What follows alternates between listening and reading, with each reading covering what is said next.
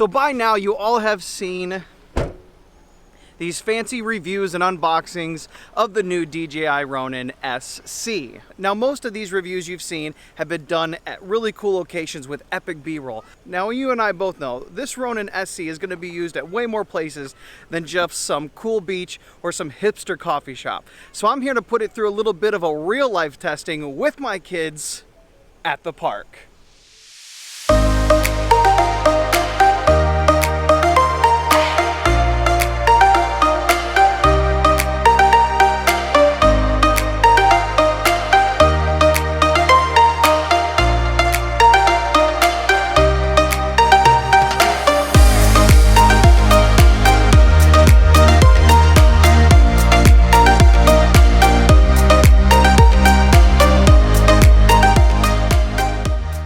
So they built the Ronin SC with two things in mind. They wanted it to be smaller and they wanted it to be lighter.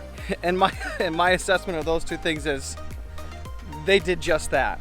In fact, one of the reasons why I never brought my Ronin S around so much was because of how big it was and how heavy it was. But this little Ronin SC has been absolutely incredible. The size is perfect, the weight is perfect. In fact, I'm using it right now. I'm not using a Joby Gorilla Pod. I'm using the Ronin SC as the vlogging tripod. And yes, it's ridiculous. And no, I don't plan on using this on a regular basis. But I've been shooting the whole time out here with just one hand because of how light this thing is. In fact, this current setup, the Fujifilm X-T3 with the Rode Video Micro and the rather big, well for Fuji, 16-55 f2.8 on the Ronin SC weighs the same as my Ronin S all by itself. So now you can film family videos while drinking a Starbucks at the same time. Whoa.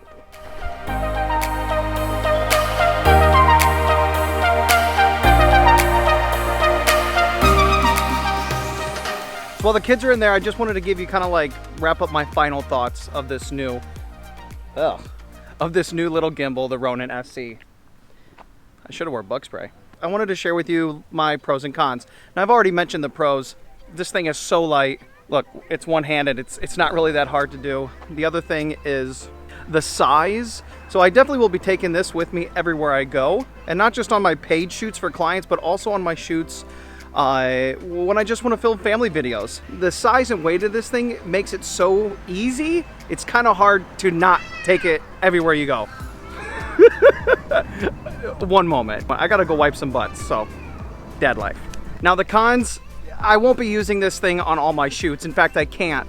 The lens that I shoot with primarily is the Sigma 18-35 1.8, and that lens is just too long and too heavy. In order for me to balance it on this gimbal, the camera's all the way at the back arm of the gimbal, and it just doesn't work.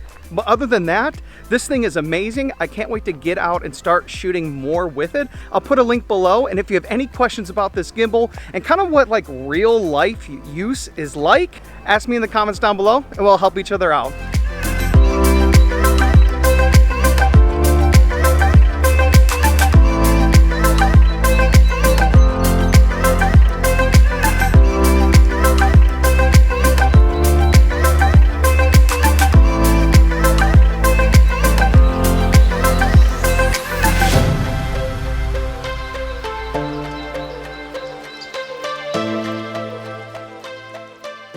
So who's this gimbal great for?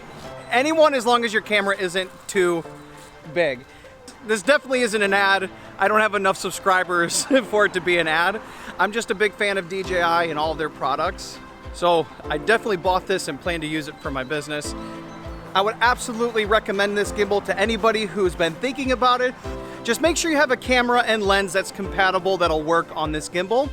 DJI has a whole list of compatible cameras, and I'll post the link in the description below. That way, if you have a camera already or if you're thinking about getting a specific camera, you can check and make sure it's on your list. Thank you so much for watching. I hope you enjoyed this little real world kind of run and gun review and testing of the new DJI Ronin SC. Please like, please subscribe, and we'll see y'all in the next video. Peace. How's the ice cream? Good. What flavor is it? Blue moon. It matches your shirt. Yeah. See?